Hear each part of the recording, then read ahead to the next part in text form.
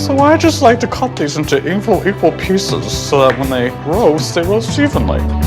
Jesse Tyler Ferguson is a celebrated actor on stage and screen, but it's his current role as Mitchell Pritchett on the highly acclaimed sitcom Modern Family that launched him into the spotlight and earned him 4 Emmy nominations. And Jesse, one more time. Jesse's career continues to thrive on TV and in the theater. He lives with his husband Justin in the hills above Los Angeles. Are you excited, Jesse? I am excited. I'm a little nervous, but I'm excited. My dad's name is Robert Ferguson. My mother's name is Ann Doyle. My parents divorced when I was 18, but they both still live in Albuquerque, New Mexico. I came from a very stable, sometimes mundane, boring family, and I really do appreciate that. But there was none of the drama that I really longed for when I was, a moody 16-year-old kid who loved theater. Both of my parents are very strong-willed, and I feel like they passed that along to me. I have a stubbornness about me at times. I don't back down, and I don't quit when I hear no. My mom is very strong, and she just made things happen. And the grandparents on my mom's side I was very close with, and my dad's mom I was also very close with. I'm actually named after her, and I had a special bond with her. My grandma Jessie was hilarious. She definitely spoke her mind.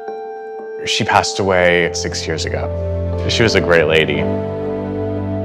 The moment my grandmother passed away, it did sort of feel like this sort of final moment of and now your history is capped. History shut down and closed for the day.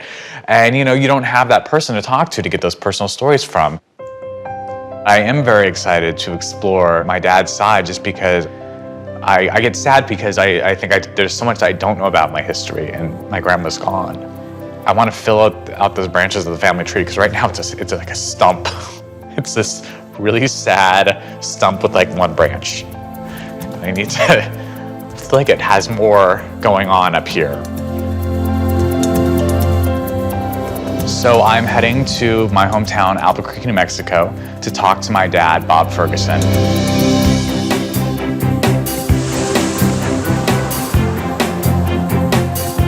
I always like coming back to Albuquerque. It wasn't the greatest place to grow up. This might surprise you, but a redhead with my skin tone, doesn't really want to be raised in the desert. But it's fun to come back to and visit now. Hello. Third time's a charm. So I've come here today to try and find out more information on your side of the family, specifically Grandma Jessie and her history. She's kind of where it ends for me. I don't know anything beyond her, so I'm very excited to figure out how far back I can go with that side of the family. Let's look at some of the photos, and maybe this will jog some questions here.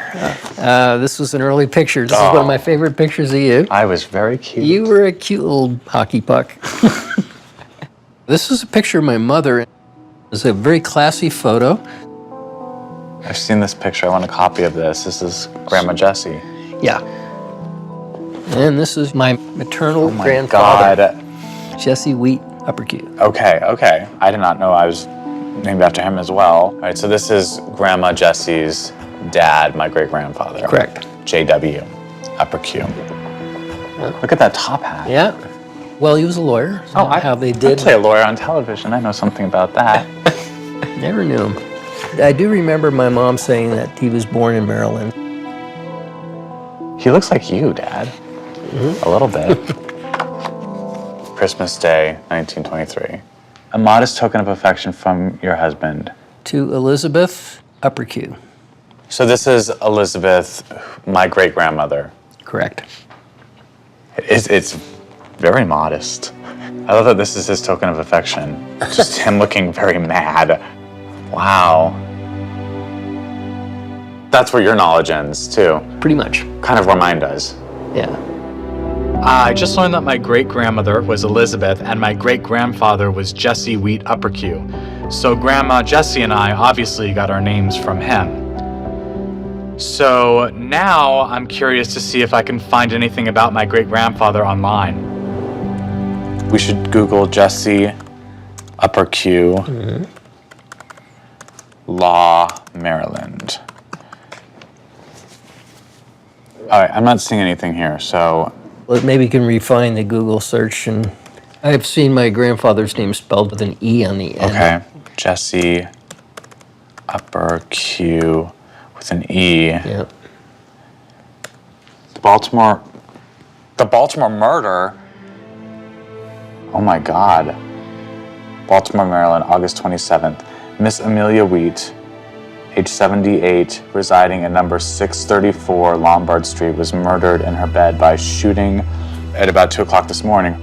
Her nephew, named Jesse Upperq, has been arrested, charged with the murder. Oh my gosh. Did you know about this? No, I didn't. Oh my God. Jesse Upperq, age 22, was in the house and first gave the alarm of the murder. On the arrival of the officer, Upperq stated that during the night, his aunt called to him and requested him to come in her room as she felt nervous. I guess he lived with her. Mm-hmm. He did so, laying down on the bed by the side of Miss Wheat, and shortly thereafter fell asleep. How long he slept, he does not know, but was suddenly awakened by the report of a pistol when he discovered a man retreating from the room to the front door. He instantly sprang from the bed and fired 2 shots from his own revolver at the retreating robber and murderer who escaped. Miss Wheat was shot through the left temple. Okay, well, this got juicy really fast. Upperq is a law student and is said to have sustained an unexceptionable reputation among those who knew him, meaning he was an upstanding individual. Mm-hmm. Okay. Well, you think back when you were 22 years old. I think back when I was 22 Right. years old. You do some crazy things. You don't shoot your aunt. He obviously did not end up in prison, or did he? I don't know. Maybe he spent some time in jail, so I don't know really where to go from here. At this point, maybe a historian could help clarify some of these details. So head to Maryland. Yeah, that's a good idea. I mean, we really jumped into the deep end with this because murder was not something that I was expecting to see. If this was like a distant relative, it might be a different thing, but knowing that it was my grandmother who I knew so well and it was her father, that makes it so much more palpable and so much more real. The details of the actual murder and his account of it, there's something very strange about the story. The dots don't really line up for me. I don't know. I mean, I can't imagine how anything could get crazier.